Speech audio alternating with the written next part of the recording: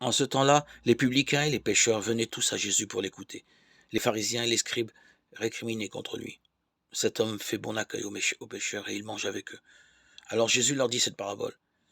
Si l'un de vous a 100 brebis et qu'il en perd une, n'abandonne-t-il pas les 99 autres dans le désert pour aller chercher celle qui est perdue, jusqu'à ce qu'il la retrouve?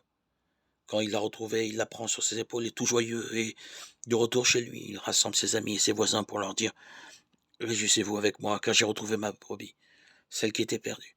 Je vous le dis, c'est ainsi qu'il y aura de la joie dans le ciel pour un seul pécheur qui se convertit, plus que pour 99 justes qui n'ont pas besoin de conversion. Évangile de Jésus-Christ selon saint Luc 15, 1-10. Supposons que, dans une même maison, il y ait de nombreux habitants, et que l'un d'eux tombe malade. Pour qui ferait-on appel à la compétence des médecins?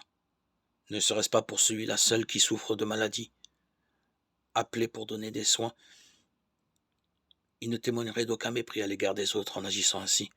C'est aux malades seuls qu'il apporterait le secours de leur art, comme le demandait la circonstance et la nécessité.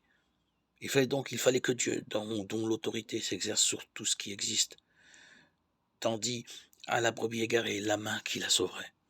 Et effectivement, le souverain berger la sauvait. Il a cherché la brebis qui errait. Il a bâti pour nous une bergerie sûre, dont ne peuvent se rendre maîtres ni bêtes, ni sauvages, ni voleurs. Je veux dire l'Église. L'Église choisie de Dieu. Et c'est dans notre admiration pour elle que nous disons avec le prophète: nous avons une ville forte pour notre salut. Il y a placé rempart et avant-mur. Isaïe 26, 1.